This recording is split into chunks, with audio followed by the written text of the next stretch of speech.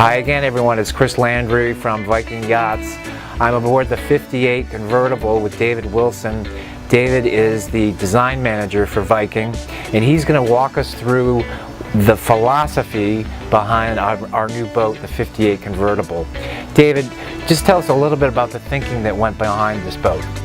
I'd say, Chris, right from the beginning, the philosophy in design and engineering was lean and efficient, really, were two big words surrounding the whole principle of getting the boat developed early on. You know, now everything is foam, cord, balsa cord, and a lot more foam, actually. So a lot of advancements there that we're able to add core, change laminations, get some weight out of the boat in the FRP products. Being a engineered and design-driven company, that has really grown quite a bit. We're looking at areas to save space and increase areas a little bit and make the heads a little more comfortable, you know, check those bed lengths and just a little more comfort throughout the layout. Now this is the second generation of the 58 Convertible. And you were here when the first generation was built in the 90s. How does it compare? How do the two boats compare?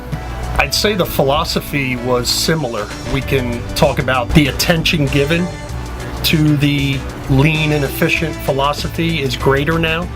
But I think what Bill started back then, in that generation, we applied really that same effort. And you know, the team that built that boat, a lot of us are still here. Now the team under Pat is just a lot more focused. From the beginning, the philosophy driven from Pat on performance and speed was efficiency, and with that we were slated with 10-cylinder engines. We were given a speed, 41.5, 42 knots, and that's what we needed to achieve with coming in at a weight and coming in at a design that would achieve that. Dave, let's go up top now and talk about the flybridge, the nerve center of the boat. Yes, good changes up there, Chris, from Gen 1 especially. Back then, the side console design of an open flybridge was very popular, suitable then, and we moved on to a center console design, seen in many of our models today, and this generation of 58 now has that design. Just a lot improved egress around the bridge, and with the center console philosophy, you can move around 360 degrees.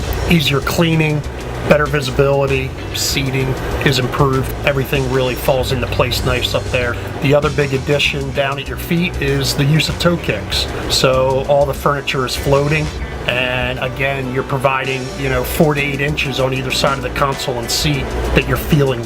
In general terms, what's the overall mission purpose of this boat? Who is it good for? Who is going to be attracted to it?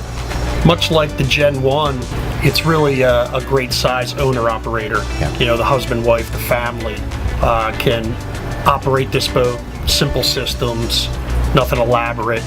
And then also it just turns right immediately into that hardcore tournament boat. Dave, it's been about 18 years since the last Generation 1 58 was built. This boat here, how has it changed? How is it different in the layout from the Gen 1? Yes, Chris, probably the largest change in the entire layout is right where we're sitting. The cockpit, the mezzanine specifically, is adding this area within the boat. Has been very popular over the past 20 years. Again, it's the typical 3-stateroom, 2-head boat, but what we did is we flipped the salon, and that aligns the salon door up with our forepeak. And you get that spacious feeling of when you come in the boat, you're seeing effectively all the way to the bow of the boat. I'll remind people that we're heading into the 55th year for Viking. So not only are they going to get a new boat, they're going to get 55 years of experience behind that new boat. Yes, indeed. Dave, thank you very much for joining us, and we'll be talking to you soon for the next boat that comes up. Thank you very much, Chris. Okay. Great talking to you.